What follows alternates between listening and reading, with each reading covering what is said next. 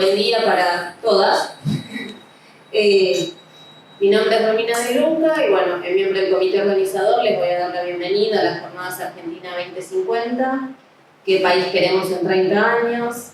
Estas jornadas son un llamado a, por un lado, generar un estado de debate entre más de 100 intelectuales, integrantes de organizaciones políticas, sociales, técnicos, que a lo largo de 41 paneles, entre el jueves y hoy, que es nuestro último día, estamos discutiendo precisamente eso, ¿no? Para pensar qué país queremos, necesitamos, por un lado, hacer un diagnóstico de cuál es el estado de problemas que tenemos y, en particular, el balance inicial que queríamos discutir es cómo como sociedad nos vamos acostumbrando a ese profundo proceso de deterioro, de degradación económica, social, de nuestras condiciones de vida. Entonces, por un lado, nos parecía importante discutir eso, el diagnóstico y las causas de esta situación de crisis. Pero por otro lado, y esto es lo que nos parece también más importante de la actividad, es poder pensar, bueno, ¿cómo podemos salir de ese estado de estancamiento? Por eso la pregunta, ¿qué país queremos en 30 años? Y poder pensar la construcción de un programa y cuál es el sujeto que puede, de alguna manera, sacarnos de ese estado de estancamiento y de crisis. Para nosotros, pensar qué país queremos implica poder pensar, bueno, cómo un sujeto y un Estado obrero puede, ¿sí?, con un programa, sacarnos de este cuadro de situación. Los ejes que atravesaron la discusión a lo largo de estas 4 jornadas son política, economía, sociedad, medio ambiente, salud, mujer y también educación, que es en el eje en el cual nos encontramos. Las jornadas fueron organizadas por el Movimiento Argentina 2050, el cual integra, entre otros, Vía Socialista. Sin más, le voy a dar entonces la bienvenida al taller para docentes. Le pusimos taller para docentes, historia oral como la historia oral como la palabra como patrimonio, ¿no? Y es un taller que está pensado, abierto a la comunidad. Seguramente Laura después nos preguntará, ¿sí?, sus trayectorias, digamos, formativas. Laura Benadiva, siempre las presentaciones y los currículums son arbitrarias y un recorte de todo lo que podemos decir de las más de 100 personalidades que circularon por acá, pero bueno, ella es historiadora, es especialista en metodología de la historia oral, profesora, fue directora del programa de historia oral en las escuelas ORT, presidenta de Otras Memorias y miembro de la Asociación Internacional de Historia Oral. Les damos la bienvenida y entonces, bueno, le voy a dar la palabra a Laura para que ya nos lleve de lleno al taller. Gracias, Laura. Gracias a vos, gracias por venir. Y una de las vías para iniciar otro camino y analizar, digamos, es fundamental analizar para mí, que siempre digo que soy una militante de la educación, para todos también, es ver qué pasa con la educación, ¿no? ¿Qué pasa, pero de verdad? No lo que está en el currículum, lo que dicen que hacen.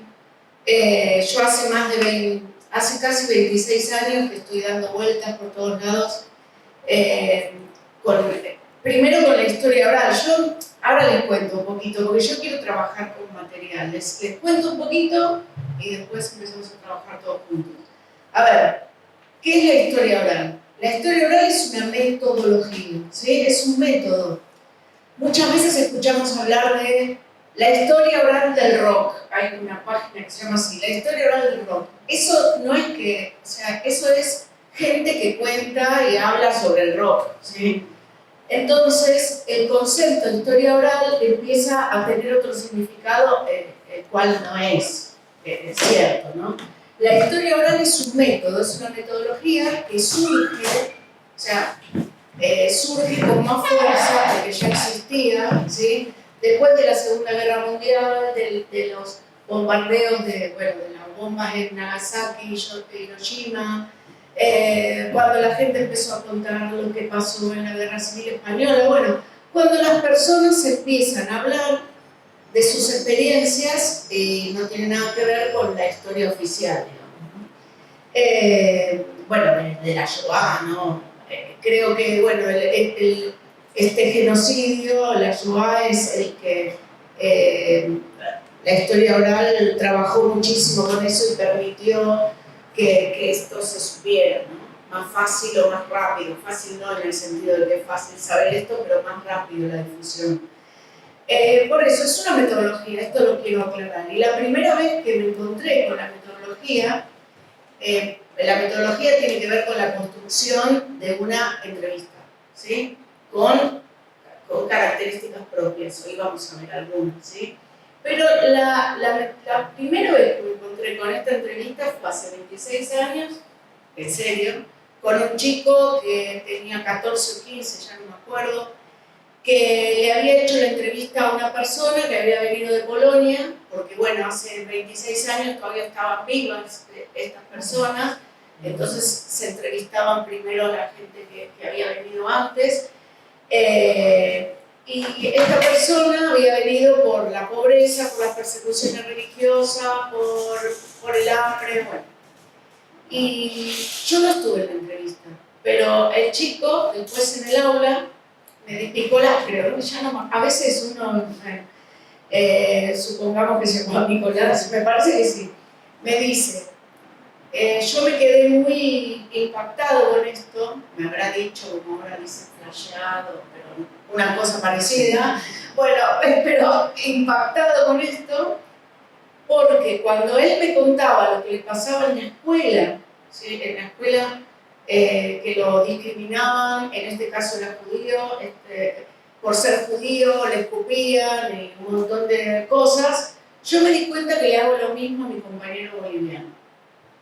Y dije, wow, si después de una entrevista de una hora, esto es lo primero que saca, dije, la historia tiene que servir para esto, ¿no? O sea, y como metodología empecé a trabajarla desde ese lugar, desde lo que pasaba con los chicos y las chicas, primero con secundaria, lo que pasaba con los chicos y las chicas, no solo en la construcción del conocimiento histórico, sino en esto, ¿no? Que hoy formaría parte de lo que es ESI, todo esto. Por eso estoy trabajando mucho la historia oral o sea, la ESI, Educación Sexual Integral, con la metodología de historia oral, porque es mucho más fácil para los docentes, salen un montón de cosas para los chicos y las chicas, ¿no? Bueno, esto es como yo la conocí. Después empecé a escribir sobre lo que pasaba con los chicos y como soy apasionada de la metodología, creo que uno de los problemas que tienen las humanidades es justamente la metodología, y no solamente en la escuela secundaria, sino en la universidad también. O sea, hay veces que te separa un teórico de un práctico poder levantar la mano en algunos lugares, ¿no? Entonces, y con los chicos que tenemos ahora, con los jóvenes que tenemos ahora, que vos formás parte de eso, que aprendieron a construir conocimiento por pestañas, ¿no?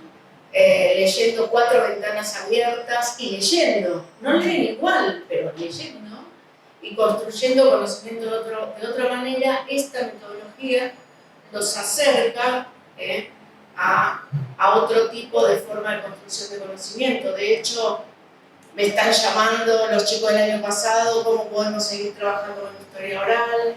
Ellos dicen que es un viaje de ida, ¿no? Así que bueno, pero después empecé a adaptarla a distintas organizaciones sociales. Después a distintos colectivos, empecé con bibliotecas. Y después creo que me falta, tengo un proyecto entregado para trabajar con personas en situación de encierro, que todavía no me contestaron, pero después vi que también era algo que permitía que las personas se situaran en otro lugar, ¿no? Como sujetos históricos, ¿sí? Y entender que a pesar de que la memoria colectiva tiene un montón de definiciones, si yo me puedo identificar, ¿sí? Aunque tenga 30 años más que vos, no sé, me puedo identificar, siempre voy para abajo, 30 años más o menos me puedo identificar con algo que te pasó a vos, aunque vivas en otra ciudad, a mí me parece que eso tiene que ver con la memoria colectiva. Y darte cuenta que formamos parte de lo mismo, ¿sí? Bueno, listo. ¿Alguna pregunta hasta ahí? Bueno, hay exponentes, empezaron, bueno, hay Giovanni Levi, que es un historiador, que es el que la Asociación de Nuestras Memorias fue el padrino de la Asociación de Nuestras Memorias. Giovanni Levi es de la microhistoria, que es algo parecido, pero tuve el honor y la suerte de que me prologara un libro y él no creía en la historia oral y después cuando empezó a ver decía, no, esto es, ¿no? Y cuando empezó a ver lo que pasaba con los estudiantes dijo, uy, ¿no? Y que los chicos podían trabajar la dictadura sin que sea algo traumático, ¿no? O temas jodidos. Entonces, Alessandro Portelli, Ronald Fraser, bueno, hay un montón, ¿sí? Y en América Latina se empezó en los años 90 a difundir más y fueron los docentes los que empezaron a trabajar con esto, pero como siempre pasa en la academia, en algunas academias, no en la de Racing, pero en la academia, lo ponen como una moda, ¿no? Y vos no trabajás, yo no quiero que vos trabajes, entonces sacamos la historia oral, ¿no? Me pasó en un montón de lugares, o sea, voy a escribir eso alguna vez. Y bueno, y el movimiento que venía gestándose muy fuerte de manera internacional empezó como a...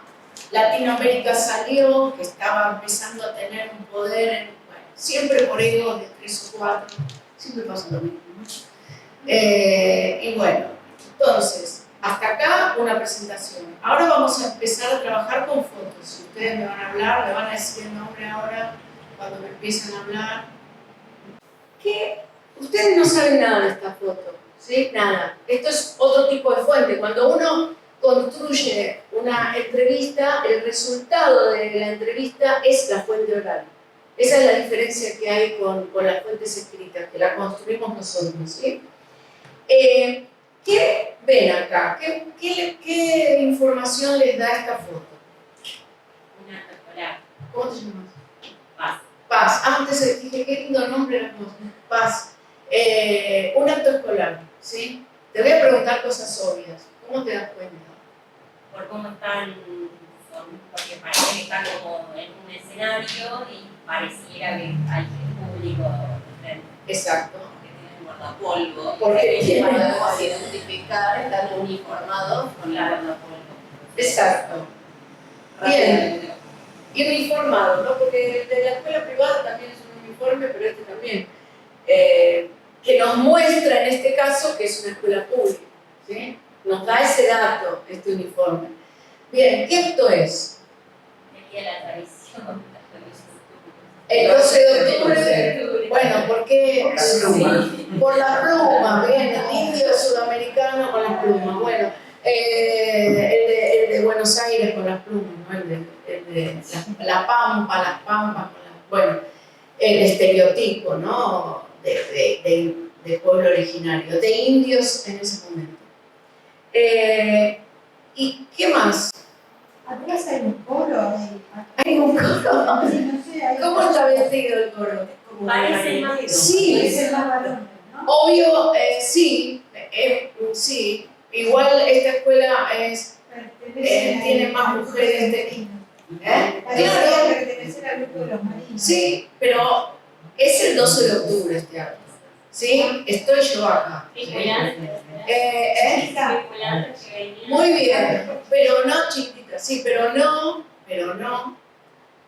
son los de Colón, digamos. O sea, son más... los de cuando yo era chica veíamos Carlito Balá y había un personaje que se llamaba Canuto Cañete o no sé, que venía con... O Sailor Moon, el anime, que es... O sea, esto es el uniforme de la escuela en Japón. Van así a la escuela. Entonces, o la comunión en España. Por ejemplo, vos vas a Bilbao hoy, ¿sí? ¿Viste? ¿Y lo viste eso? Es impresionante. Hay como, ves en en las que son muy religiosos, ¿no? Bueno, la mayoría de España, ves en las vidrieras hasta de almirante, hasta con una cosa acá, bueno, y eso es de comunión. Bueno, entonces, pasado, presente, ven que yo estoy trabajando con pasado, presente. Bien, y hay una cosa acá, que ¿qué sería esto? Una barrera. Bueno, ¿y si están los marineros acá? Claro, la parte esa del barco. Bien, la maestra una genia porque no la hizo gastar demasiado. Bueno, una genia total. Entonces, el acto del 12 de octubre, ¿y de qué grado son estos chicos? Y estas chicas. Cuarto. Sí. Bueno, cuarto grado. ¿Y qué ven en el uniforme? La pulcritud de las medias y los zapatos. Y que en general no tienen. Ah, es un verdad. Bueno, las nenas van de pollera. Y a esta se le ve algo, ¿no? Que no sé qué habrá pasado con la maestra cuando se le vio a él. No sé, fíjense. Pero ahora estoy rubia, ¿no? Cuando uno va entrando en cana se va. Yo iba a decir que tenía flor de penacho y que no me daba cuenta si representaba a los conquistadores o, digamos, era simplemente que le había puesto la madre mucho. Mucho. Esta.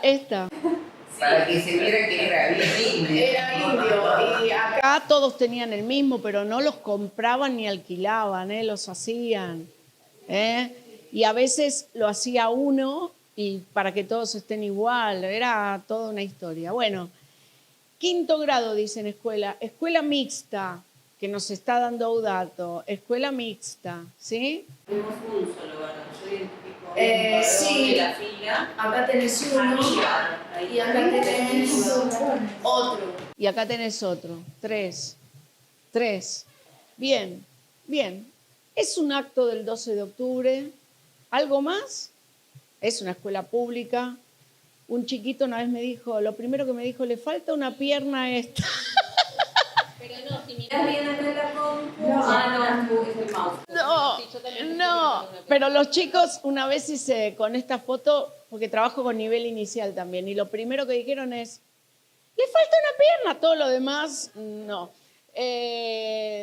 Pero no le falta una pierna porque yo me acordaría, se llama Laura Campanelli, y no tenía ningún compañera ni compañera, que le faltaba una pierna, la tenía apoyada, ¿no? Y la foto la sacó mi papá, que sacaba en blanco y negro, existía el color, chicas, pero bueno, era más caro tenerlo, era otra cosa, ¿no? Y nosotros esto es un barrio de Floresta. Supongan que tienen que hacer una investigación sobre los actos escolares a través del tiempo, ¿no? Y durante la década del 70, solo les digo que esto es la década del 70, ¿sí?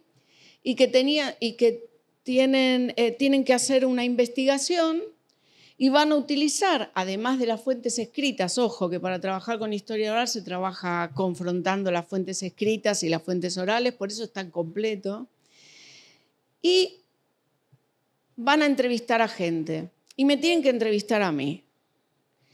Y el tema es los actos escolares, cómo, digamos, qué continuidades tienen, porque hay muchas, y qué cambios tuvieron a lo largo de los años desde el 70 hasta la actualidad, ¿sí? Ustedes no saben mucho de mí, hoy saben que soy docente, que trabajo, pero yo vengo y les traigo esta foto y les empiezo a contar, ¿sí? ¿Ustedes qué me preguntarían? ¿Cómo eran los actos escolares? Es el tema. ¿Cómo eran los actos escolares? Preguntaría si fue el 12 de octubre o si sería cortado o si teníamos ese fin de semana largo o cómo era ese día, ¿no? Los actos escolares en toda mi escuela primaria eran el mismo día de la escuela. Sí, inclusive si caía domingo, me acuerdo que juré la bandera un domingo, esa no se cambiaba y no podíamos tener, hacía un frío, hacía más frío que ahora, y no teníamos una campera y no te dejaban tener la campera, eso me acuerdo mucho. eran el mismo día.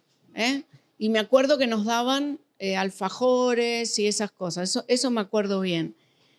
De este acto no me acuerdo más que lo que veo en la foto. O sea, de mi experiencia personal, a ver. Yo te preguntaría si podés contar cómo era la familia del acto, en la organización de los actos escolares. Muy buena pregunta.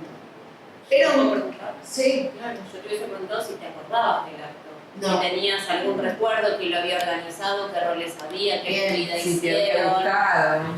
Bueno, a mí me encantaba actuar y me elegían para todos los actos. Y eso generaba un problema en mi casa, muchísimo problema, porque mi mamá se ponía muy nerviosa. Bueno, mi mamá era nerviosa, siempre es, pero en ese momento se ponía muy nerviosa, pero yo lo recuerdo en mi casa, en la escuela no, siempre la escuela para mí fue mi lugar, ¿no? Pero en mi casa se ponía muy nerviosa porque éramos muy pobres y tenía que comprar la tela o usar, ahora les voy a mostrar otra foto, usar la tela de una blusa de ella, pedir la máquina de coser prestada. Y otra cosa era, que era horrible, que teníamos que hacer, o sea, al que le tocaba actuar tenía que hacer las empanaditas, las cositas, para el resto. Una pobreza, era demasiado, pero ella se ponía muy nerviosa, pero a mí me elegían, ay, no es esto, pará, a mí me elegían para todos los actos.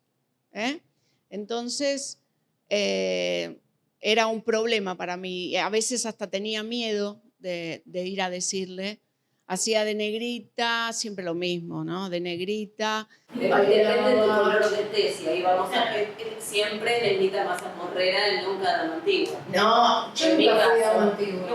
Nunca, y como tenía rulitos negros y te ponías el corcho, nunca fui dama antigua, esto es así. Y aparte estaba el que era alto, ¿no? Y aunque era alta y como había pocos varones, en general, yo no recuerdo muchos compañeros varones, estas chicas, estos hacían de varones, las altas hacían de varones cuando había que bailar, o sea, yo me acuerdo que actué en todo. Bien, sí. Sí, Me preguntaría si asistían ambos padres al acto. Muy bien. a mí me encantaba eso, porque los veía contentos a mis padres. No los veía mal, ¿entendés? Estaban, y los veía socializar con la gente, con otros padres, cosa que yo, no, esto no es, cosa que yo no veía otras veces, ¿no? Entonces me gustaba mucho, miren, acá hay color, ven que me gustaba mucho eso, ¿no? Y que después se hacía Feria del Plato, ¿saben lo que es todos? Y veías a tu papá y a tu mamá socializando con otro. Y yo contenta, porque siempre me preocupaba eso, ¿no? Ese es un tema, ¿no? Y bueno, sí, ¿Tu papá y tu mamá son argentinos? sí. Hijos de marroquíes, mi papá, y de sirios, mi mamá. Vos no sos primera generación No. argentina. No. Acuérdense, para que me sigan preguntando un poquito más, miren esta foto. Obvio que acá estoy de andaluza. Bueno, miren el vestido ese. No va a ser una superproducción de Hollywood. ¿Cómo está hecho ese vestido? ¿Con qué? Porque ¿esto qué es? Claro, claro, claro. Hoy pensé que te eras menos. Era papel crepe y esta sí es una blusa de mi mamá, ¿eh? Es decir, es una blusa y con papel crepe. Claro, y acá, pero esto había que coserlo el papel y no se cosía bien siempre. Mi mamá le gustaba coser, pero le ponía nerviosa coser para esto, ¿no? Y yo bailé acá, esto me lo acuerdo perfecto, no me acuerdo el acto, pero bailé, pero yo tenía una lastimadura acá, entonces se me pegaba, eso me acuerdo. Hay algo en la foto que a mí parece que te falta un brazo a vos. Bueno, sí, es que mi papá era muy hincha con la foto. Me hacía, acá me puso como si fuera un patio, ¿no? Era muy, pero sí, es verdad, hay una cosa en la foto. Sí, encima ahora estoy viendo esta División Palermo y hay un personaje que tiene el brazo medio así. Bueno, nada, es buena esa serie. Entonces, se me pegaba esto y la directora me gritaba que tenía que sonreír, la directora, la profesora de música, y que tenía que sonreír, eso me acuerdo. O sea, ¿por qué? Porque tenía agüita en la lastimadura y se me pegaba. Ella tiene 6, más o menos. Acá tengo menos. Y 5 creo. Pero este traje lo usé hasta... Que tiene que ver con el punto de que éramos una familia obrera. ¡Exacto! Era impresionante porque, no, otro no voy a hacer, no puedo. Bueno, la cuestión, quiero buscar otra. ¿Qué? Es la diferencia. Sí. Se valoraba muchísimo, no solamente el trabajo de tu mamá y la foto de tu papá, sino que además se valoraba que ese vestido lo usáramos varias veces. Era un valor. Exacto. O sea, teníamos la cartuchera de primer grado y era un valor tenerla hasta séptimo grado. ¿Cómo se llama? Lo guardaba en una bolsa. Y vos me preguntaste si actuaban todos. Yo no podía elegir si actuaban. Yo no podía elegir si actuaba, no, perdón. Yo no podía elegir eso. O sea, actuaba. No había... y los chicos no querían actuar o qué sé yo y tenían que actuar. Pero a mí me gustaba. Para mí era... Aparte era como que me elegía la profesora, porque la escuela era para mí el lugar, siempre fue, y la de escuela cuando soy docente, mi lugar, ¿no? Mi lugar de construcción de memoria y me apasiona, o sea, no lo voy a dejar nunca, ¿no? Bien, ustedes me hicieron preguntas. ¿Alguien me quiere preguntar alguna cosa más? Es un pequeño ejercicio. Bien, ustedes me hicieron preguntas. Ahora les voy a mostrar otra cosa. Pero el tema era cómo eran los actos, o sea, cómo fueron cambiando los actos escolares a lo largo entre el 70 y la actualidad. ¿Sí?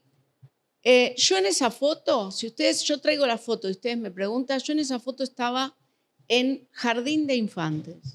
¿Por qué uno no dice jardín de infantes? Ya. Se llama nivel inicial. Exacto. Pero además, ¿qué pasa acá que no parece que fuera jardín de infantes? El uniforme. Bueno, en el Mauro Fernández, que era una escuela de Floresta, ¿sí? Que ahora cuando fui hace unos años me pareció chiquitita y no sé, ¿viste? En el Mauro Fernández era obligatorio en la escuela, en los actos, en sala de 5, porque no había anterior, ir a esto, ¿no? En el guardapolvo. Y yo sí me acuerdo que había pedido mucho este guardapolvo, que es un guardapolvo tableado, que a mi mamá la ponía muy nerviosa a planchar también. Porque era insoportable, le ponían una cosa al almidón, te quedaba duro, te raspaba, era insoportable. Y Mi mamá no olvidó nada. no, bueno, mi mamá sí. Y ahora vamos al tema del acto escolar. Yo puedo leer de todo, porque yo para hacer una entrevista, si yo fui a la escuela en primaria en los 70, ¿sí? Yo tengo que saber antes de hacer la entrevista el contexto histórico de los 70, cómo era la currícula 70, si es de Ciudad de Buenos Aires, cómo era en Ciudad. Yo tengo que saber todo eso, por eso la historia oral no es me siento y hago una entrevista. Por eso voy por todos lados diciendo eso, porque mucha gente dice, yo trabajo con historia oral. Y el verdadero valor educativo que dura, ¿sí? hasta después, es hacerlo bien. Bien en el sentido de no soy yo la que dice que hay que hacerlo bien, pero sino la metodología. Entonces, ¿qué pasa? Yo les conté otra cosa del acto que no está en ningún lugar. ¿Qué les conté yo? Con violencia. Mi vivencia. Bien. Porque además nos dijiste que específicamente del acto escolar no te acordabas. Nada. En sí.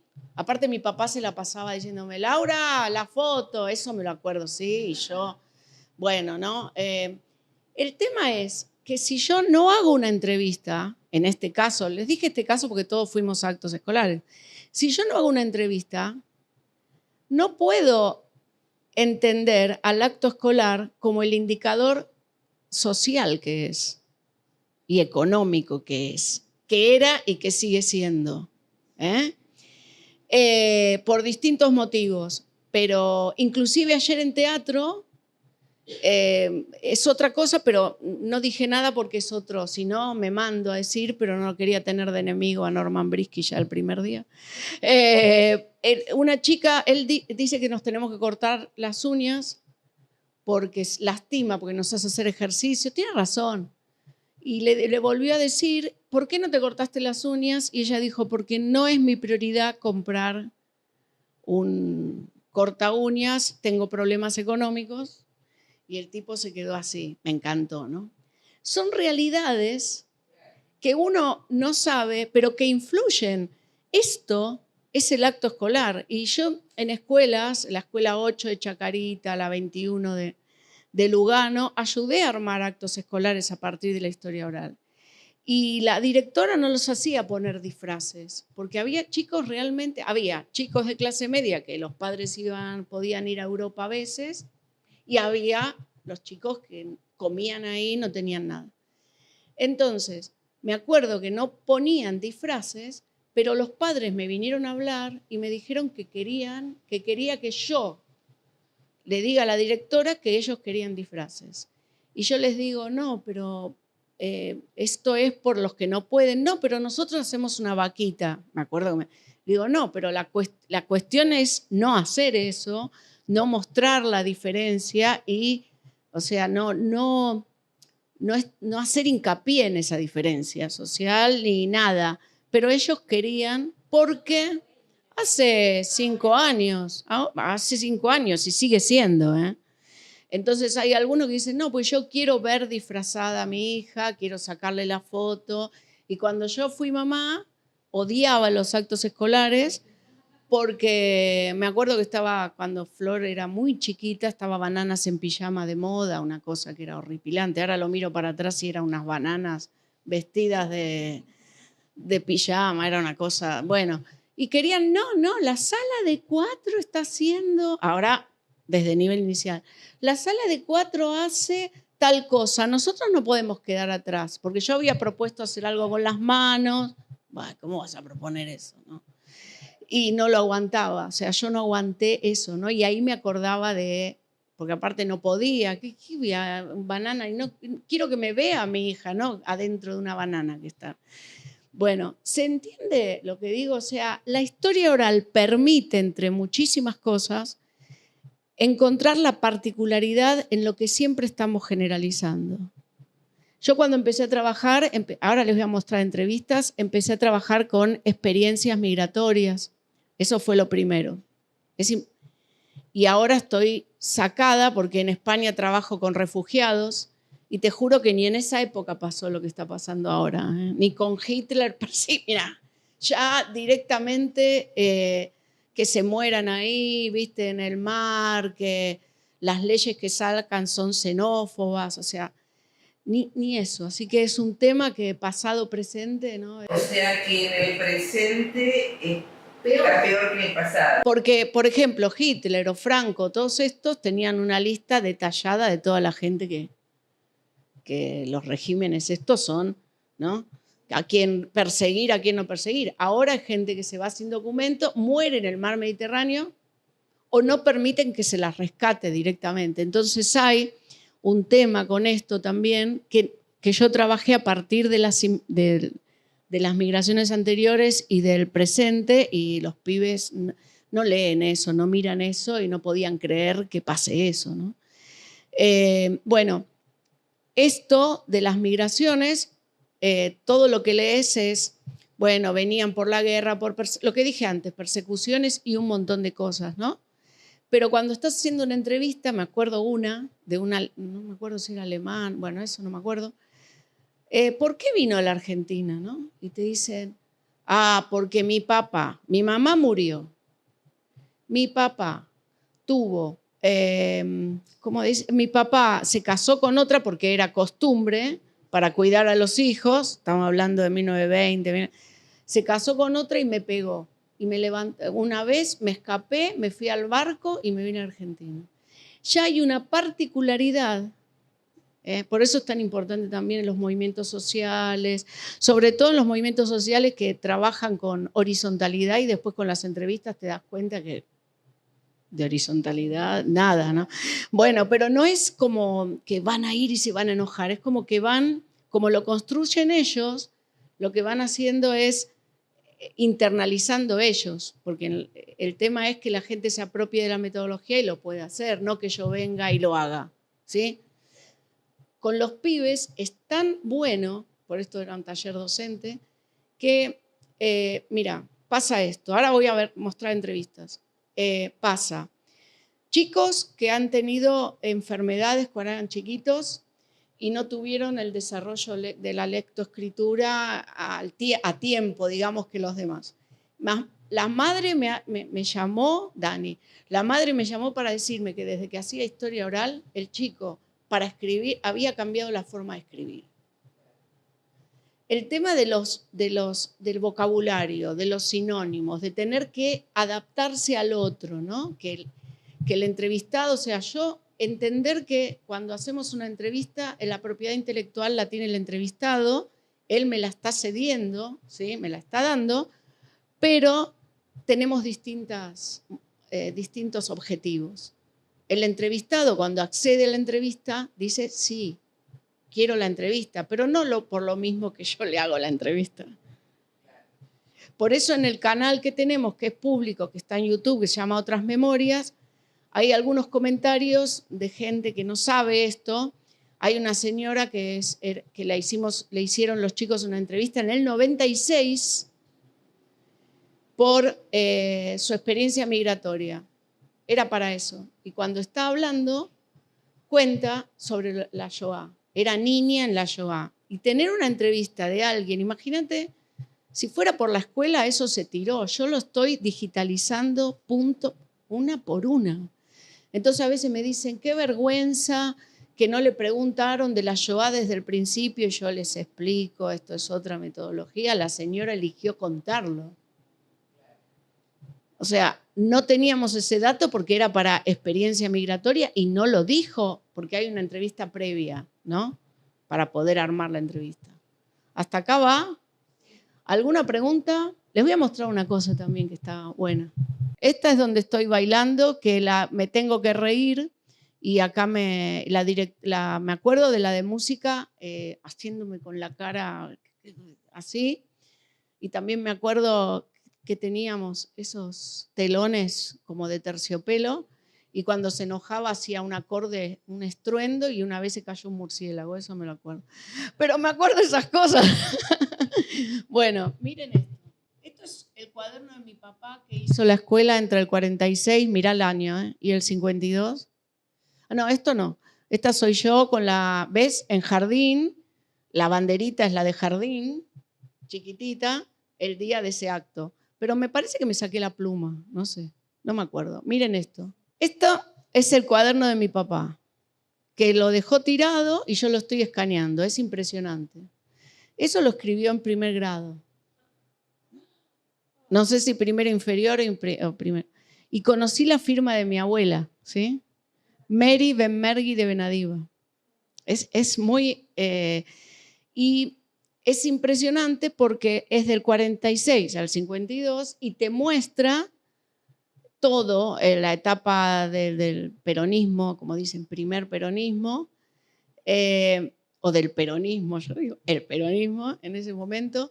Y es impresionante porque todos creen que siempre fue igual, ¿no? El tema de Evita, de esto, el otro. Y de repente, hacia el final, ves que hay banderas de Estados Unidos, que les hacen dibujar banderas de Estados Unidos a los chicos, o ves que aparece la iglesia católica ahí, les hacen dibujar, a mi papá le hacían dibujar la cruz. Entonces, eso también te ayuda. Y hacer entrevistas, yo le hacía entrevistas a mi papá y me decía, no, pero nos volvían locos con la religión. Y estamos hablando del peronismo, ¿no? Y si lo analizamos en ese momento, nos damos cuenta por qué. Y estos son los dibujos. Miren. No sé si se sigue haciendo ahora. No sé. Yo vi en algunas escuelas, lo vi en las revistas, pero no sé.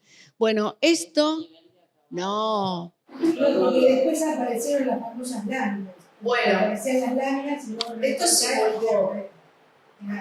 Pero como mi familia eran 6 hermanos, la familia, la recibió última. Entonces ya el color, se le había ido la pintura. Pero el segundo no tenía color, ¿eh? No, pero se le había ido el... Claro, no salía, era como un carbónico y no.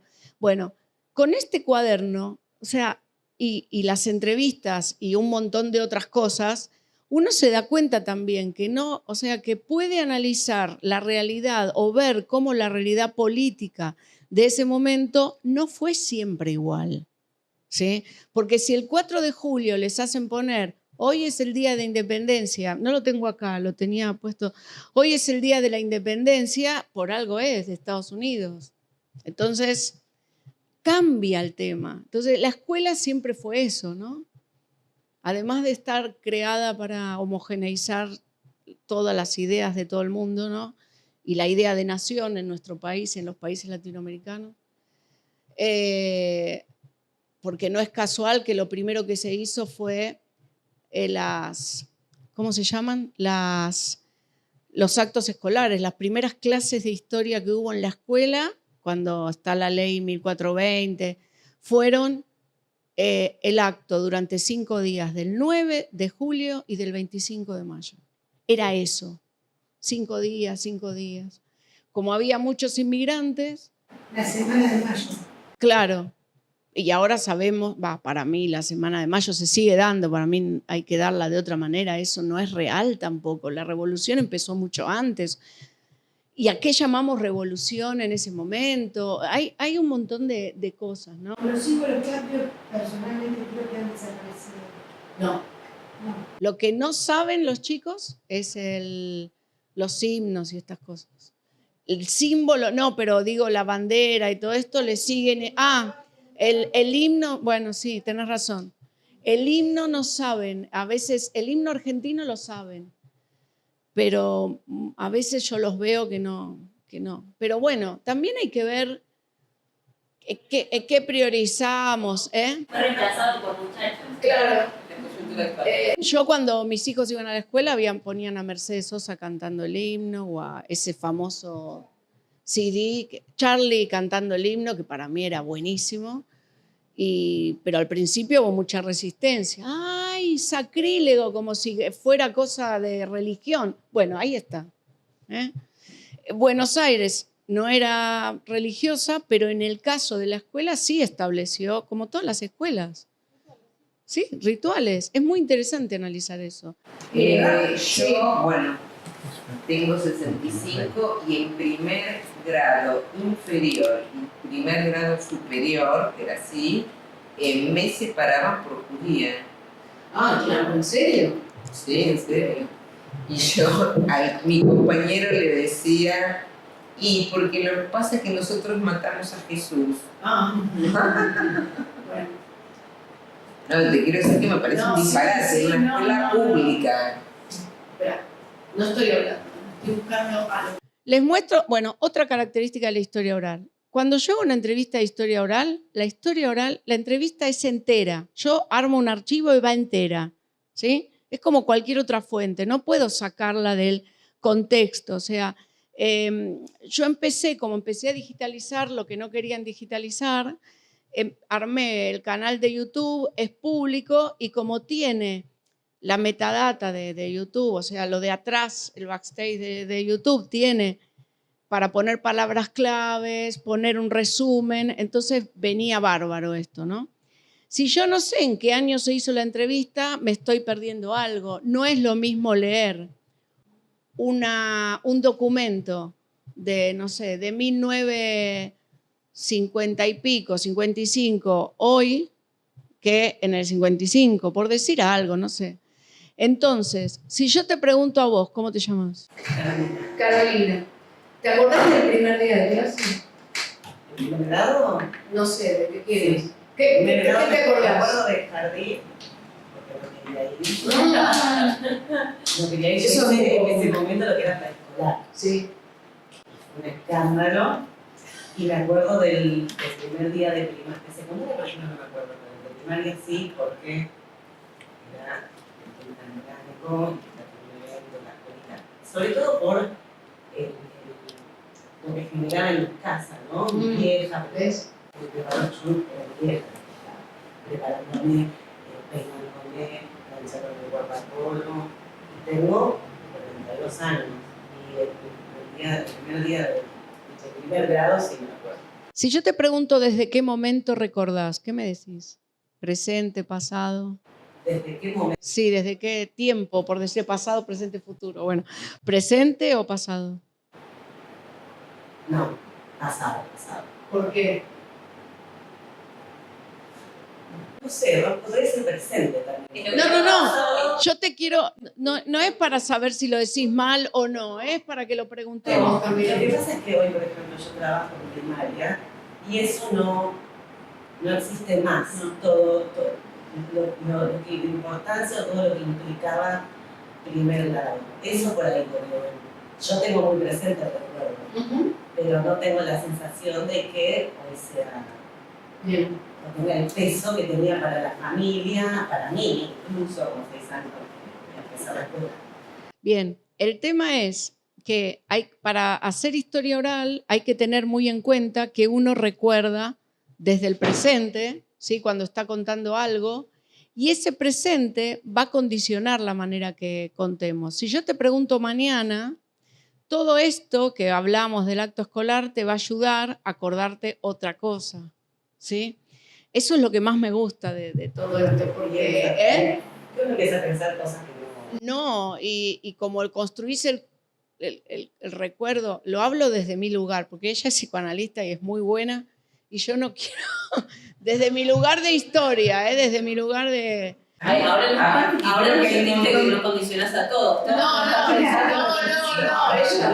No, pará. Aparte que coincidimos en muchísimas cosas. Bueno, pero yo lo miro Desde el análisis es que esto le hace muy bien también a los pibes, porque cuando vos estás analizando, ¿no? Los chicos trabajan con Malvinas, bueno, todo, ¿no?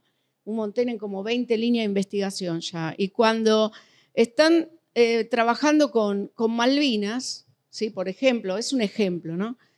No es lo mismo la entrevista del veterano que habla cuando se cumplieron 40 años de Malvinas que el que habló 15 años después, 20 años después, porque tiene otro, ¿no? O, por ejemplo, los veteranos, no sé si sabés que la Corte Interamericana de Derechos Humanos dijo que era genocidio, que era delito de lesa humanidad, que no son sinónimos, pero dijo delito de lesa humanidad. Las torturas, yo estoy trabajando con eso, de las torturas que subieron los conscriptos, pero Fernández dijo que no. Entonces, fue una lucha de la gente, ellos, porque no les creían, porque todavía no se habla mucho de Malvinas como hay que hablar.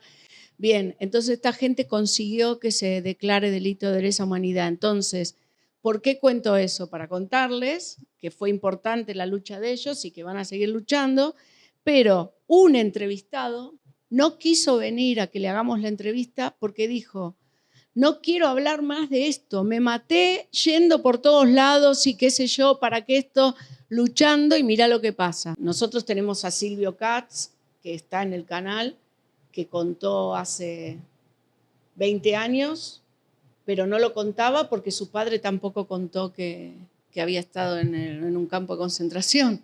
Entonces nadie contaba nada. Había todo un tema de no, la madre no lo cuente, no lo cuente, ¿no? Después entendés.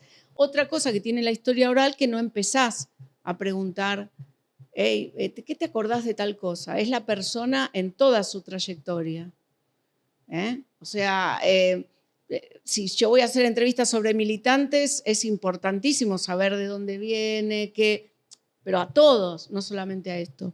Bueno, yo les voy a mandar un fragmento. Esto es un fragmento que yo utilizo para mostrar algo, ¿no? Está subtitulado, así que si no se escucha bien. En las fiestas patrias de acá de Argentina, cuando ya se adaptó, ¿cómo se sentía reía. Ay, yo Dejaba. reía, me encantaba. Me encantaba. Lo único acá, una vez me sentí mal, me hicieron sentir mal, pero yo pienso que también la maestra no lo sabía tampoco. Ella se imagina lo que fue. Fue en cuarto grado. Me pusieron de abanderada el 25 de mayo, porque yo tenía buenas notas. Me pusieron de abanderada, entonces la maestra me dice, mañana, dice, venite con el, viste, antes usaba los guardapolvo almidonado. Dice, tráete tu guardapolvo bien almidonado porque vas a la bandera. Yo no. Claro, para mí, que venía con, imagínate, yo estaba re feliz, pero feliz. Entonces, me dice, cuando llego, era un colegio nuevo, me dice la maestra, ay no, vos no podés ir. Y pone otra chica. Claro, yo me puse a llorar, lógico. Yo digo, ¿para qué me dice? Después, con el tiempo, me dice que los que son extranjeros no pueden ir a la bandera. Sí, bueno, ahora no es tan así, pero en esa época... En esa época era así. Se ve que la maestra, tal vez, la señorita no sabía, y ella o no se acordaba. ¿Te lo explicó? No me explicaron nada. Eso es lo peor. Eso es el problema. Y yo le digo, ¿por qué? No, porque vos no podés ir, me dice. Pero no me explicó por qué. Ahí sí. Es la única forma de que yo me sentí mal en el colegio. Bueno, tal cual. A mí no me habían dicho por qué me separaban, ¿entendés? Claro. Y nos separaban a dos. Bueno, esto sirve también para nuestra tarea docente, cómo no le vas a explicar, también como madre, como padre, algo, ¿no? Pero ella era inmigrante. Si uno no mira la entrevista completa que está ahí, ¿sí? Abajo pongo el link para que uno la vea, no entiende la magnitud de esto. Y hay varias que te dicen, la pasé mal en el colegio en el acto escolar, ¿eh? O sea, no hay una sola.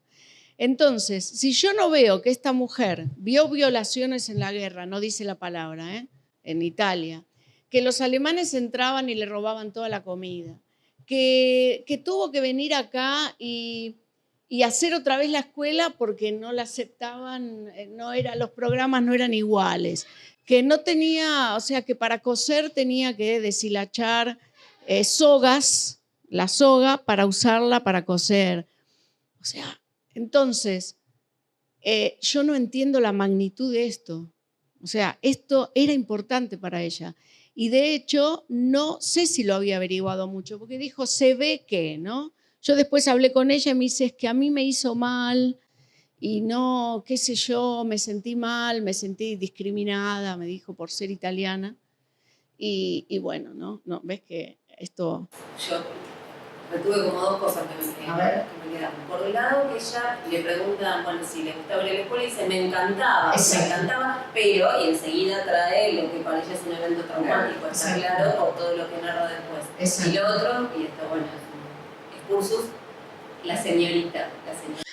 Sí, dice hoy la señorita. Dice hoy, Maestra, mi docente. Esta señora acá tiene una cartera, no sé si la vieron. Que rememora el código de maestra de 1924, ¿no? Tiene la cartera y no se la saca, y yo después le pregunté por qué era esa cartera, y me dice, es una cartera que compré en Italia. O sea, ella sabía que venía, esto pasa con la gente, no solo traen fotos si quieren, sino que traen objetos. Hay gente que vino con un prendedor que era de la madre, una señora que murió hace un montón, porque si tenemos entrevistas del 93 y ya eran grandes, con el que la trajeron de Siria, la mantita con la trajeron de Siria, es muy impresionante. Y bueno, pero esto es un fragmento, ya les vuelvo a decir que es un fragmento. Ven, si ustedes buscan, el canal tiene como 20 líneas de investigación. Hay una página también, otras memorias. Y están los libros de Laura, ¿sí? Que bueno, acá están en la exhibición, abajo la Feria del Libro también la pueden conseguir. Hola, yo soy Malena Venegas y yo empecé el año pasado.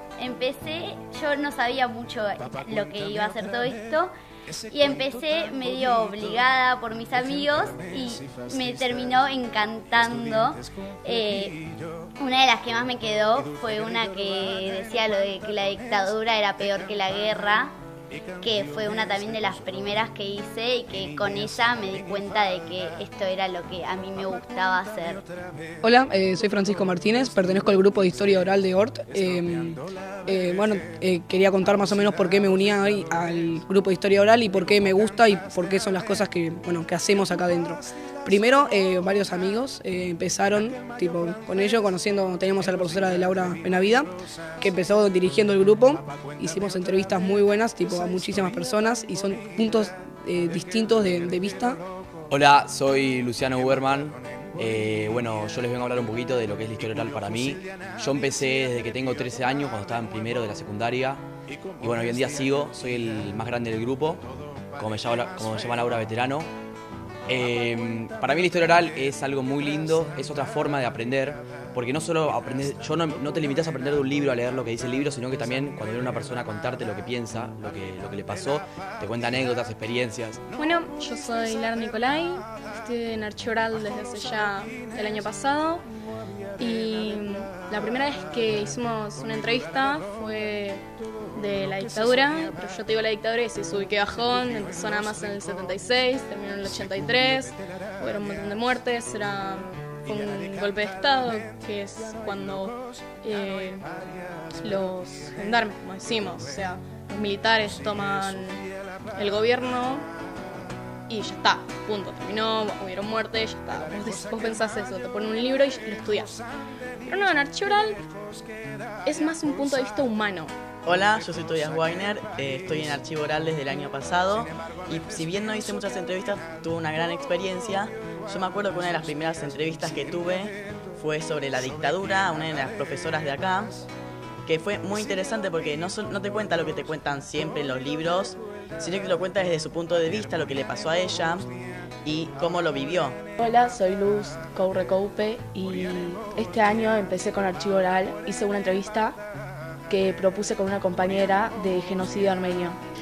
Porque mi familia son descendientes armenios y a mis bisabuelos les pasó esto y no pudieron sobrevivir. Hola, me llamo Julián Said, vengo de primer año a Archivo Oral.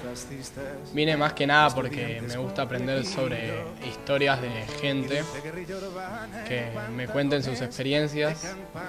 Hola, mi nombre es Gianni Rolón, participo de Archivo Oral desde el año pasado, cuando tenía 13 años.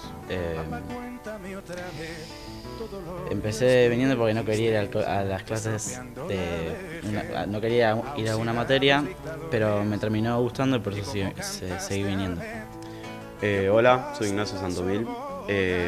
Voy a contar un poco lo que es Archivo Oral. Yo empecé el año pasado y empecé con amigos y la verdad que es una experiencia muy linda porque conoces mucho de las opiniones de las personas, cómo lo viven, qué viven. Muchos entrevistados que en sí vienen y piensan que ellos tienen que venir con ya algo escrito, ya algo que puedan decir, lo mismo que el libro, que de su punto de vista, y luego se dan cuenta que no, nada que ver. Ellos dicen su situación, sus anécdotas, por ahí un chiste, te venís a divertir y aprender, porque no es solamente un aprendizaje que te queda, también es algo humano, es el punto de vista de la gente, es lo que pasa con la gente. Una vez tuve una entrevista a un hombre que estuvo en las Malvinas y no fue a la guerra, entonces no fue reconocido y nos explicó su punto de vista sobre por qué no le pagaban, pero que él la pasó muy mal, que tuvo que sufrir todas las cosas de la guerra, que nunca le avisaban a la familia de las cartas, ni que si volvía, ni que nada. Una vez que entrevistamos a un hombre que estuvo en el Holocausto y lo que contaba era increíble y poder ver que estás viendo a alguien que estuvo en el Holocausto es fuerte y entonces es muy bueno presenciar eso en un archivo de historia oral y por eso yo estoy acá. Una de las entrevistas que más me quedó fue la de un sobreviviente de la Segunda Guerra, que él contaba que quería hacer un libro tratando de contar sus memorias y le ponía muchas trabas, le ponía muchos peros y no podía hacerlo. Y nada, y el hecho de que él contaba que estaba feliz de poder venir acá a hablar con nosotros y a transmitir todo lo que había vivido y que no se olvidara y que la gente se siguiera enterando de todo lo que pasó, que no fue poco. También cada uno de nosotros puede hacerle las preguntas que quiere, porque hay un montón de dudas que podemos llegar a tener nosotros y que si no las tenemos a la persona que nos puede responder, tampoco nos las pueden responder. Y a mí me encanta esto de que te lo cuentan todo y es real, no esconden nada, no es que por alguna razón, porque los obligan o porque te lo resumen, no te esconden nada, es todo real. No es un punto de vista único de un libro, es algo abierto, algo humano, un sentimiento, más que nada.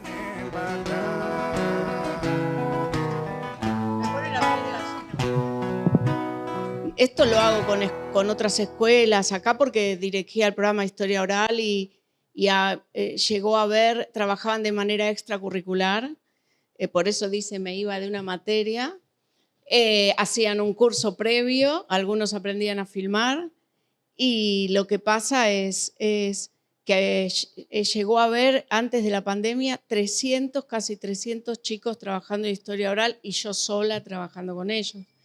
Pero como otra de las ventajas que tiene es la autogestión, los chicos organizan las entrevistas, vos filmás hoy, arman el cuestionario, es completísimo, porque el cuestionario es como hacer un trabajo de investigación porque se plantean una hipótesis, ¿qué es lo que queremos investigar? Y después van las preguntas. Entonces, o sea, se autogestionaban y con algunos sigo trabajando, el otro día estaba buscando material para otra cosa que estoy haciendo y veo que una de las chicas que estuvo en Archivo Oral en el 93, hoy se dedica al tema de historia, pero de la migración, y escribe sobre eso, y me pasa con un montón, o el tema comprometerse, porque cuando un pibe le hace una entrevista a una persona que para él 40 años es un viejo, ¿no? Se da cuenta que lo que la persona le está contando forma parte de su presente, se acortan las distancias y también se da cuenta que forma parte del mismo proceso histórico. O sea, esto de la historia, sí, no hay... Y se valora el tema de la vejez como saber, ¿no? Este viejo, no, ¿entendés? Hay un cambio notable en eso.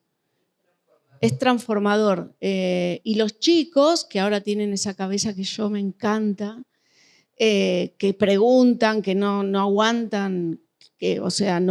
miren el Instagram de los chicos, o sea, ya no ponen esas cosas que se ponían antes, si una chica ponía una foto así o mostrando algo, le ponían, nada, ha cambiado tanto esto. La escuela y la educación como está hoy los aburre, los limita, no los deja ser libres, yo creo que como estuvo siempre, ¿no? Pero ahora es un momento aparte de falsas noticias, de todo el tiempo, es todo el tiempo. Ayer me mandaron algo, ¿no? Señores grandes, ¿no?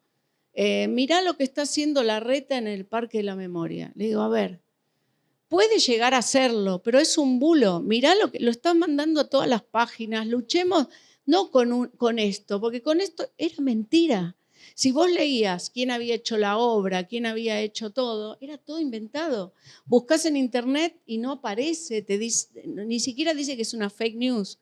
Buscás, porque decía, parque gastronómico en el Parque de la Memoria. A ver. Entonces, puede llegar a serlo, pero no va a ser tan, y en época de, bueno, pero así. Y yo le decía, un señor grande, hago pedagogía todo el tiempo, le digo, busca en internet. Y vas a ver que no aparece. Y no me digas que estoy defendiendo a uno. No, nada que ver. Le digo, este mundo binario también no los deja ser libres. Estamos todo el día, esto es peor que esto es todo el tiempo binario. La binarización la tenemos acá en España y en todos lados. Esto es peor. No quiero más. votar al menos malo, digamos. No quiero más, uno quiere ser libre, ¿entendés? O sea, y los pibes te lo dicen, lo que pasa es que no los escuchan demasiado. Y la formación del profesorado no cambió. Estoy hablando de la de secundario, ¿eh? No cambió. Yo el año pasado les decía, si ustedes no quieren dar clase, o sea, si ustedes están con ese ánimo y me entregan estos trabajos, vayan a hacer otra cosa, van a ganar más. O sea, no, hay que cambiar la formación y no cambió nada de la formación, nada, ¿eh? En cambio, a nivel inicial es otro mundo. Primaria es más, los docentes de primaria ponen más el cuerpo, pero es por la formación, no es por ello, culpa de ellos, o sea, solamente. Y muchos siguen profesor porque en la universidad no tienen trabajo, entonces van y se ponen a dar clase como expositiva todo el tiempo, con palabras difíciles. Lo sé porque trabajo en un montón de lugares y lo escribo en mis libros de didáctica y todo eso. O sea, es un problema, pero el problema principal es este mundo binario para mí, ¿no? Esto de decirle a los mismos profesores, bueno, pero esto es peor. No, no es así. Yo quiero decir qué es para mí y analizarlo, analizar otras cosas también. Pero bueno. Lo que pasa es que es una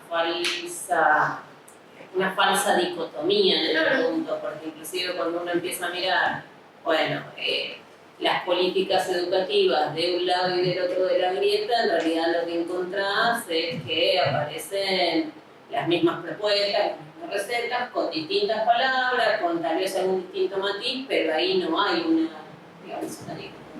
No, es más, en los discursos, yo nunca me voy a olvidar haber escuchado a Rico sin saber que era Rico y dije, ay, es de izquierda seguro. ¿Quién es? Hace mucho, ¿eh? Aldo Rico.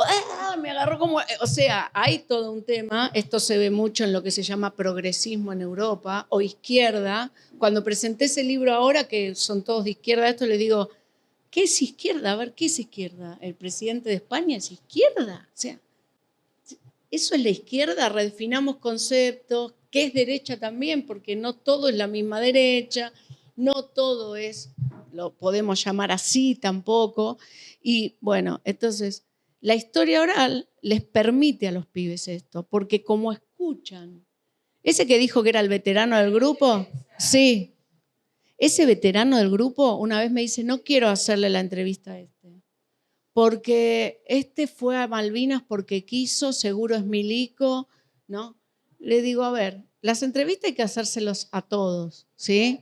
Ya investigaste, pero no es, o sea, era doctor, ¿no? Pero no importa, y si es milico, o sea. Entonces, le digo, y además vas a reafirmar lo que pensás vos, ¿no? Viene y me dice, no, al final el tipo iba a Haití, a todos lados, o sea, no a Malvinas, era un tipo que se iba a todos los lugares de conflicto y ayudaba a la gente, o sea, pero igual, le digo, también tenés que escuchar para reafirmar, ¿no? Claro, aparte se abre la capacidad de empatía con el otro, ¿no? Los adultos le cuentan más a los chicos que a los... Es impresionante. Y esa chica que dijo es algo humano, con ella sigo trabajando.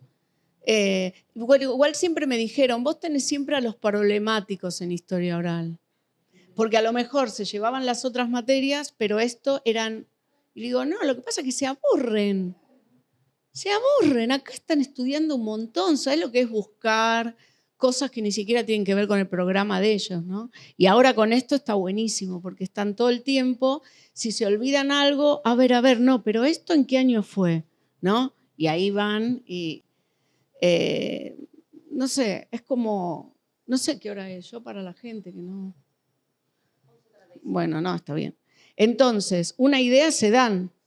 En educación, yo ahora les voy a mostrar si quieren, en una organización social. Es Barrios de Pie. Que ahora no estoy trabajando mucho ahí, no quiero porque, bueno, me hace ruido cuando veo que hay como una bajada de tenés que venir y no hacer esto, ¿no? No me gusta, o sea, no sé, es mi forma, yo soy... para mí las organizaciones sociales es lo que puede cambiar, o movimientos como los que están. Si leen las propuestas de ellos, yo me sentí recontra identificada. Pero las organizaciones sociales son, creo que es, pero bueno, después las coopta el poder y sonaste, ¿entendés? Bueno, igual les voy a mostrar, es Barrios de Pie. Trabajo con migrantes, siempre trabajo con minorías yo. Me gusta con la gente que... con migrantes, gente muy pobre, que vive en villas. Y cuando empezamos a trabajar con la historia oral, se apropiaron de la metodología y les digo, bueno, ¿y qué tema quieren hacer? Ellos hicieron las entrevistas. Me dice una, violencia de género. Violencia de género. Bueno, hay que ver cómo armamos el cuestionario. Bueno, ¿te pegaron alguna vez? No se pregunta así. Justamente lo que uno hace es, lo que uno tiene que tener claro es que uno lo que hace es buscar información a partir de la memoria. Entonces, la entrevista empezó, ¿dónde naciste? ¿Cómo estaba conformada tu familia? Papá, ¿dónde vivías?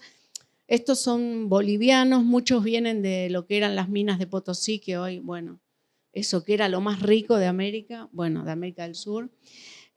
Peruanos, pero estas son bolivianos, donde el alcohol es también muy común en las generaciones anteriores. Ahora se los voy a mostrar. Entonces empezaron a hacer las entrevistas, al principio los ayudaba, mi hijo también participaba y mi hija, los dos, pues yo quería que vean, porque a veces están como en una burbuja, ¿no? Que vean lo que es esta gente y después empezaron a ir. Y bueno, nosotros no somos documentalistas, ni tenemos que hacer una entrevista perfecta, ni nada. Si queremos, contratamos a alguien, sí, vamos a hacer eso para que la entrevista salga, ¿sí? Pero en una organización social donde todos son gente de escasos recursos, a mí lo que nos interesa a nosotros es que la gente pueda construir su propio archivo desde adentro, ¿no? Y bueno, miren lo que pasó. Arriba las que luchan le pusieron. Y conseguimos, porque ahí los ayudé yo, una canción que es buenísima. Y empezamos a armar el archivo de Barrios de Pie. Ahora este año pasado íbamos a hacer estas personas, por ejemplo, esta señora que está acá fue entrevistada, está subtitulado también porque hay que respetar también la cultura. La gente de Bolivia habla muy despacito, son muy suavecitos. Y esta señora falleció en pandemia y ahora propusieron una ley no sé si salió o no, con el nombre de esta señora. Pero bueno, estos son fragmentos, las entrevistas están enteras en el canal.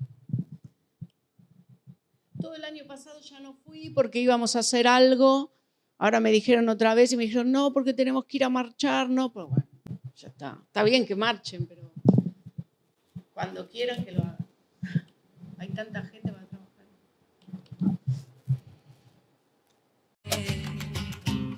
Me pesa el aire, me pesa el tiempo. Esta mochila que cargamos más pesada que el cemento. Tantas veces ignoramos esas peleas que había. Entonces, mi mamá lloraba de su situación, porque muchas veces siempre lo ha de esos problemas que había en casa. Vos tienes la culpa porque estén peleando. Mamá siempre la maltrató de esa manera. Creo que ahí es donde se me quedó bloqueado eso de cumplir con mis sueños. Yo vi cómo mi papá, uno de esos, le agarró de los pelos a mí y se quedó con un puñado de pelo. Yo sentí el olor, como si a mí me lo hicieron, aún pequeño. La pobreza hace mucho. El único que trabajaba era mi papá. Mi mamá tuvo una educación muy pobre. Ella murió muy joven, a sus 55 años, con cirrosis. La cirrosis saben de dónde viene. Entonces se murió muy joven mi mamá. era pelea tras pelea. Desde que yo tengo uso de razón, mi papá la iba a pegar. Un día está sanando este ojito, a la otra semana está el otro ojito, está sanando este ojito, al otro ojito esto, lastimada, hice mucho. Y de eso, viendo a mi mamá, mi papá, eso, nosotros no queríamos esa vida. Mis hermanos no saben tomar. Yo le dije, bueno, no sé nada, pero como dicen, todo se aprende. Nadie nace sabiendo, eso sí yo lo tengo muy en claro. Entonces de ahí empiezo a ir con un barril de pie y me gusta el movimiento. Hasta ahorita, lo que yo he visto me gusta. A la vez tienes la oportunidad de relacionarte con muchas más personas, saber qué es lo que está pasando en el país, realmente la situación de todo el país, entonces me gusta el movimiento. A través del movimiento entienden muchas cosas, a través también que hay muchos grupos que acá se está levantando más el feminismo, ¿viste? Entonces ya también voy a unas charlas de que tengo consejería, entonces también ahí que veamos que las mujeres tenemos muchos derechos acá. En sí nadie sabía, todos pensábamos que las mujeres éramos siempre abajo, que no teníamos derecho a nada. Se incomoda, no pueden silenciarlo porque el tiempo es hoy ahora. Todo se puso verde porque ya no estamos solas. Salimos a gritarlo, nos están matando a todas. Mírenlas, ahí vienen, mujeres valientes, larga vida. Yo entré a militar, así como dije, jugando la pelota y después me empezaron a invitar a reuniones. Ya cuando más o menos tenía 18 años, me da la posibilidad dentro de ese tiempo tuve 2 hijos y pude bancar a mis hijos y siempre se me contuvo y nada, hoy por hoy puedo mantener a mis hijos con el trabajo que tengo y también tengo la posibilidad de que, como es media jornada, también la posibilidad de estudiar. No terminar la secundaria. ¿La vas a retomar? Sí, está en mis planes, quiero terminar.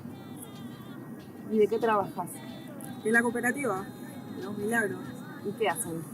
¿Qué haces en tus días comunes, un día común de trabajo? En el trabajo, nada, cortamos pasto y eso. Mantenemos limpio el lugar. Cuando vine a militar, por eso yo estuve militando en Lugano. Y a raíz de que había mucha necesidad, por eso me lancé para militar acá, para también, porque es que la verdad uno quiere estar en muchos lugares, pero no se puede. Salir a la calle es muy importante, conocer nueva gente, las calles, en las marchas, en las reuniones, para que vos tengas mayor... O sea, vos ya empiezas a conocer y ya no dices dónde tengo que ir, cómo tengo que hacer. Yo aprendí mucho saliendo a la calle. Que no te dejes humillar, que no te dejes pisotear, que seas grande, muy grande. Yo sufrí mucho, pero llegué acá y soy feliz, muy feliz. Fuerte.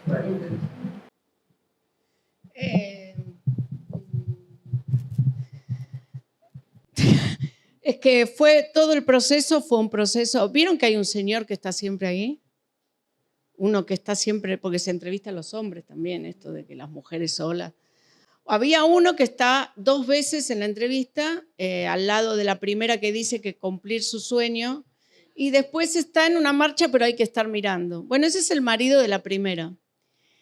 Claro, a él le hicimos entrevista, esto eligieron ellos qué poner y todo, pero... En un momento yo me pongo a hablar con él porque ellos escuchan las entrevistas, ellos hacen las entrevistas, salvo la de esas chicas que estaban ahí que querían participar. Y me dice, ¿será que mi papá me dejó a mí de chiquito que yo no aprendí a pegar? Yo me quedé, le digo, qué bueno que se haya preguntado esto, ¿no? No sé, yo no te lo puedo contestar, le digo, yo no soy psicóloga ni nada, pero él, claro, veía que todas contaban esto y el tema de... Vieron que dice lo de la cirrosis, ya saben de dónde viene, ¿no? Esa entrevista es hermosa, esa mujer es hermosa. Y otra cosa que hacemos cuando trabajamos con historia oral, que me voy a olvidar de decir, es que lo que yo hago es devolver la entrevista al entrevistado. Entonces, ¿cómo hago? cada vez que, en el momento, si estoy haciendo una entrevista, agarro un pendrive y se la das. Ahora no hay excusa, ¿sí? Pero no las quieren dar, ¿no? Porque como después escriben cosas que no son, entonces yo te conozco a vos, ¿no? Sí, bueno, no importa. Te vi la carita y me acuerdo. Bueno, entonces, ¿qué pasa? Ahora cada vez que digitalizo una entrevista, busco por Facebook, por Twitter, no están mucho, porque son hijos ya de estas personas, están en Facebook. Y si son nietos, por Instagram, y digo, bueno, estoy digitalizando un archivo, no se la mando, porque si se murió o algo a la persona, le agarra un ataque. Entonces digo, mira, tu papá, tu abuela, o tuviste algún familiar que se llama tal, Lipchitz, porque tengo una de Lipchitz, tal, y me empiezan a contestar, ¿no? Tarda tiempo, porque no son amigos de Facebook, tarda. Y cuando les doy las entrevistas, está en el libro ese que hice captura de pantalla, te dicen, te empiezan a llamar, con algunos me veo, hacen reuniones con los bisnietos, algunos. Hay una señora, había un militante del PC, Carlos Quesada, que se salvó, estuvo en España, en un campo de concentración, pero se salvó porque había nacido acá. Le conmutaron la pena de muerte a 17 años de prisión. Y después vino acá y murió acá. Le mando a la hija y me dice, yo no sabía todo esto, ¿no? Y es como que el otro día una maestra, busco en el Facebook, se había muerto. No era tan grande, ¿no? Y se lo mando a las que habían puesto. ¿Sabes el trabajo? Empiezo a ver quién escribió ahí. Le escribo, pum, mirá, vos conocías a Pa. La vieron 140 estudiantes ya de ella. Se reunieron y la vieron. Es todo el tiempo cosas así. Porque el tema es que la memoria, sí, pero aparte la memoria nos reúne también, ¿no? O sea, es como, bueno, a mí me pasó. Además, porque me pareció que, pensando en esto que vos explicabas rápido al principio de la metodología, vos contás, bueno, para ir a hacer una entrevista tienen que conocer el contexto, hacer una investigación, digamos, para poder enmarcar eso que van a entrevistar, con lo cual tiene como esa doble vía de entrada, porque tomás la memoria, trabajás con inclusive los conocimientos anteriores de los estudiantes, que hagan explícitos sus propios prejuicios, pensaba él en relación a yo no quiero entrevistar a un militar, ¿no? Y tiene ese elemento de, bueno, de generar bueno, mirá cómo lo está recuperando esta persona, digamos, en primera persona, y permite como entrar a dialogar esas dos cosas, que me parece que ese es el trabajo que se hace seriamente, y que vos que hacen y se puede hacer a nivel escolar, sobre historia oral, que es testimonio, búsqueda de testimonio, hacer consciente qué transformación produjo, digamos, ese recuerdo para esa persona, y también, digamos, el colocar en diálogo eso, la entrevista, con, bueno, cómo se recuperó este proceso, qué grado de, digo, porque en tanto y en cuanto es vivencia y es recuerdo de presente, bueno, ese recuerdo puede estar resignificado, se relaciona todo el tiempo. Por eso es transformador y hace lazo, y es transformador para ambos, para la persona que entrevista y el entrevistado. Sí, y para mí que trabajo con esto me cambió la vida. Como persona me acuerdo que las primeras entrevistas que veía eran gente que había estado en 6 campos de concentración y yo llorando y sufriendo por la vida que me tocó, y decís, pero qué, y te sigue hablando del amor esta persona, ¿no? Y aparte, o sea, no es que uno minimiza las cosas que le pasan, trata de cambiarlas y de luchar porque sea otra, pero estar con esta gente y a mí me hace sentir conectado con la vida, porque las historias del Holocausto, bueno, es todo muy triste y muy del dolor y del sufrimiento y que eso está, pero uno puede también posicionarse en otro. Es que lo que decía antes de lo que decía Giovanni Levi, el pasado traumático, ¿cómo vas a trabajar con los chicos? Dictadura, digo, es que no hace falta hablar de la picana para hablar de la dictadura con un chico. O sea, con lo que te cuenta y lo que te está diciendo ya te está, o sea, dando una idea de lo que es. Y bueno, o sea, también no hay que porque hay como un menosprecio. Bueno, yo tuve una experiencia muy mala mala para mí, no para los chicos, pero para mí en Barcelona. Hice un proyecto para trabajar en escuelas del barrio de Gracia con la comunidad gitana del barrio de Gracia, que es muy característica, pero en el archivo de historia no había ni una foto de los gitanos. Entonces lo preparé, digo, vamos, me lo aceptaron, vamos a trabajar con las escuelas, con Historia Oral, con los chicos gitanos, y bueno, no hicieron... No, pero peor, existen y están con una psicóloga en las 4 escuelas que fui, públicas y privadas, no importa, en las 2 fui, con una psicóloga en un costado. Por ejemplo, vos estás ahí, vos sos la psicóloga, los pibes están al lado y el resto está acá. Y le pregunté, y bueno, porque viste, ellos son como muertos en vida, te dicen. Esa psicóloga acá le dirías con OSDE o así, bueno, que estaba toda producida, qué sé yo. Y yo, que bueno, ya a esta altura y aparte siempre fui muy... yo le decía, no, vos no podés hacer esto. O sea, esto es para integrar a los pibes del distrito, ustedes lo aprobaron, el ministerio lo aprobó, todo. Vos no podés hacer esto. O sea, no, bueno, perdoname, la próxima. Entonces voy a la segunda escuela, había un solo gitano. 60 pibes acá y el gitano adelante en un costado. Y me pongo a hablar con él y me dice, no hables con él, no hables con él, no podés hablar con él sin pasar por mí. Un desastre. Bueno, y en una que no tenía que ver con los gitanos, en una pública, el Vila, yo estaba haciéndole hacer, porque siempre les hago hacer cosas a los pibes, simulacros, y no estaban sentados así. Había uno que está escribiendo, entra y le da un cachetazo. Estoy hablando de 2019, enero de 2020, antes de la pandemia. Me agarró un ataque, todo el distrito mirando así, no dice nada, porque hay un miedo ahí, un miedo. Todos tienen miedo de todo. Bueno, y entonces les dije, no, ya basta, o sea, no se metan más, vos no venís más. Terminamos el trabajo, me dejaron sola con 600 pibes, pero lo terminamos. Si ustedes buscan en el canal, dice gitanos, ahí están las entrevistas de los chicos, y los chicos terminaron sentándose, los chicos gitanos en el medio, los que estaban tirados en el fondo, terminaron en el medio, en todos los lugares.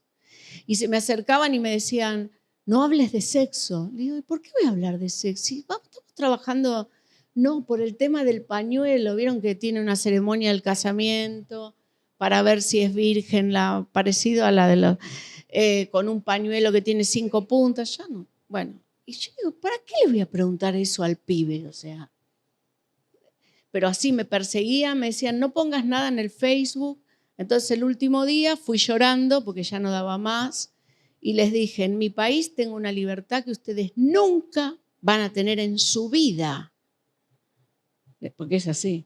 En las escuelas, aunque, bueno, los pibes hablan. Acá ustedes tienen a los pibes, a los catalanes acá, a los latinos acá y a los gitanos allá. Y los latinos son los que preguntan. ¿Dónde está? Bueno, pero el argentino, ellos le tienen... bronca un poco, no bronca, sí, porque profesionalmente se instalan bastante. Entonces, no quieren eso. Ahora están diciendo, es una plaga la cantidad de argentinos que hay. Plaga, dicen. Lo dicen en joda. ¿Dicen argentinos o dicen sudaca? No, dicen sudaca, pero no tanto. No, en eso cambió un poco. Y los gitanos son hace 500 años, yo ahora este año voy a trabajar con una escuela El Buen Pastor, que son todos inmigrantes, en un proyecto que presentamos, y el muchacho que está ahí me dice, mira Laura, vos tenés la ciudadanía, la residencia, yo soy gitano, nací acá, hablo catalán, hace 500 años que estamos acá, pero nunca en Cataluña vamos a ser catalanes, porque hay mucha xenofobia con el tema de las chicas estas... que se tiraron por el... O sea, a mí no me extrañó nada, porque si los psicólogos que hay son así, y él es conductista total, y además el tema del idioma, lo vi este año, chicos nigerianos que están tirados así, que no hablan español, y que encima aprovechan que nadie les habla para no hacer nada, porque son chicos, hablando en catalán obligatoriamente. A los latinos no entendían nada, porque no podés hablar de otra manera. Entonces el nacionalismo pasa por ahí y se transforma en xenofobia. Está jodido el tema. Y lo de las chicas fue por el idioma. Lo otro, lo que dicen, también el tema no tienen ESI, no tienen nada de eso. El tema de que la nena quería, no me acuerdo si al final era verdad o no se sabe, pero el problema era ese. Ahora, la madre y el padre eran pobres acá y se fueron allá a ocupar una casa y a vivir de la asistencia. Esas cosas también no las entiendo mucho, ¿no? Cada uno hará lo que hace, ¿no? Pero, o sea... Laura, una pregunta. Sí. Como médica metodológica. ¿Vos Sí. cómo haces para ubicar a las personas? Esa me gusta, esa pregunta. Hay un momento que se te arma como una cosa que te empiezan a traer gente. O sea, la red esa se arma. Yo ahora estoy digitalizando de la colonización en Argentina, entonces los pongo en una página. Entonces vienen y me dicen, ¿me podés entrevistar a mí? Bueno, dale, o sea, ahora, listo, te vamos a entrevistar. Pero al principio, no, pero ahora me estoy pensando y fue... Cuando haces proyectos institucionales, yo mandaba como una cosa, o sea, ¿quiénes de ustedes estuvieron en la época de la dictadura o fueron docentes? Porque también hay una que es ser docente de dictadura y quieren brindar testimonio y les explico qué es. En general yo hago eso. Y si estoy en una institución, a la gente de la institución. Si estoy en una escuela, a las familias. Si estoy en una organización... Por ejemplo, cuando elegís de antemano, voy a fijarme en esta escuela quiénes estuvieron en la dictadura. Es que, el tema que quieras trabajar. Claro, el tema que quieras trabajar. Por ejemplo, con el tema de gitanos, ahí no hubo un recorte, porque si vos querés trabajar, por ejemplo, cuando hicimos el trabajo con una escuela en Tarragona, que está en Cataluña, no podíamos entrevistar a la misma gente, era la persistencia del silencio después de la dictadura. Ellos terminan la dictadura cuando muere Franco y nosotros empezamos la última, porque en el 76.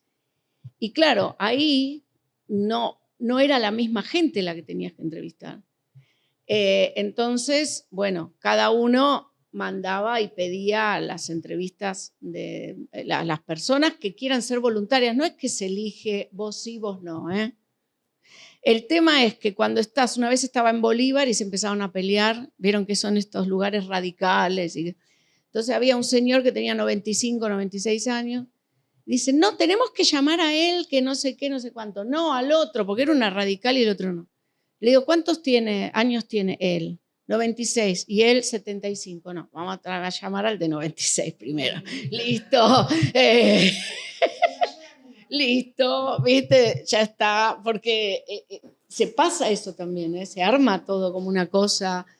Pero bueno, también trabajé con trabajo social con la Universidad en La Rioja, porque querían hacer preguntas más completas. Entonces vieron esta metodología y empezaron, porque si no eran 10 preguntas, las mismas para todos. Y por eso yo sé lo primero que habías dicho al principio, la técnica, que es un poco lo que también te pregunta Paz. Sí. Paz está pensando, bueno, ¿cómo le podría trabajar yo en el aula?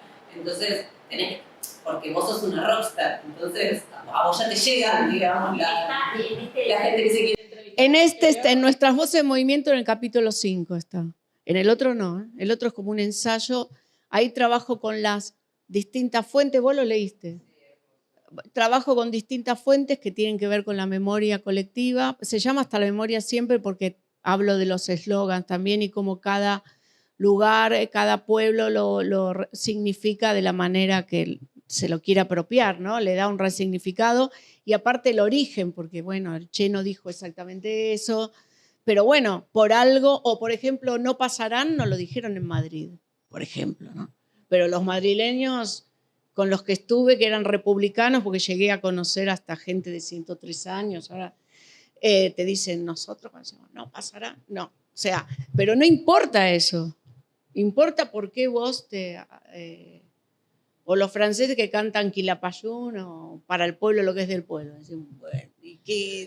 Bueno, por algo se lo cantan, ¿no? O sea, cuando están los chalecos amarillos cantan esas canciones. O sea, eso, entonces son distintas fuentes, las cartas, las cosas con las que uno trabaja, porque lo que me di cuenta es que hay poco análisis de fuente, que los estudiantes y las estudiantes, en la facultad también, no analizan la fuente como hay que analizarla.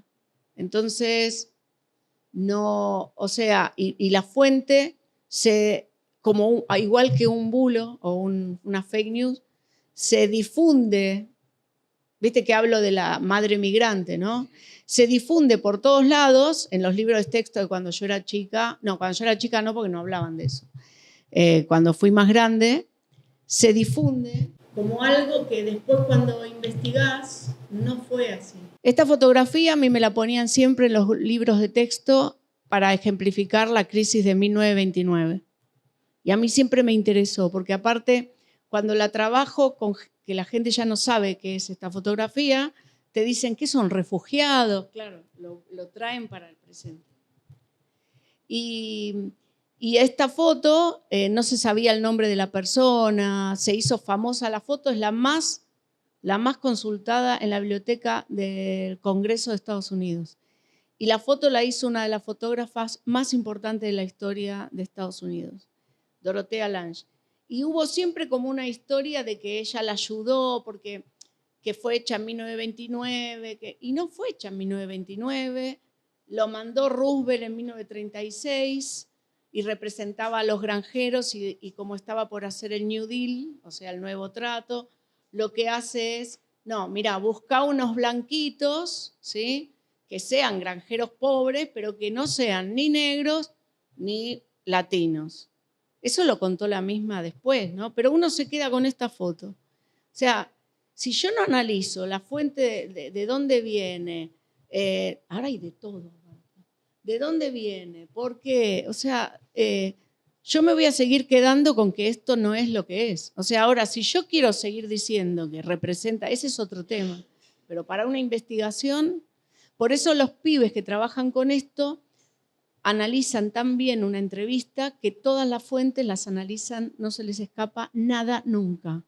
O sea, yo a veces le digo, no, pará, un psicólogo no sos, no empecé, se calla la boca, lo habrán violado. No sos psicólogo, acá estamos, pero bueno, somos todos, tenemos atravesado el psicoanálisis. Yo una vez hice un trabajo para una materia y miré los cursos, los nombres de los cursos en un congreso en Argentina y con argentinos y extranjeros. En Argentina era la historia oral como herramienta metodológica para papá y otro subtítulo abajo. Y en otros era la historia oral en el aula, punto. Como que somos más como, bueno, no. No pude hablar tanto de la tecnología, de la metodología, pero bueno, yo puedo contactarme con ellas y mandarle algunas cosas que tengo. En el canal hay cursos que di en la pandemia y sigo dando, viste que algunas cosas virtuales quedaron, donde está el tema de la metodología, ponés cursos y están ahí, podés verlo. Y le mando a ella y nada. Bueno, no sé si... Tendríamos que, para estamos al cronograma, tendríamos que ir cerrando y estamos todos chochos. Tengo un montón de cosas. Gracias por participar.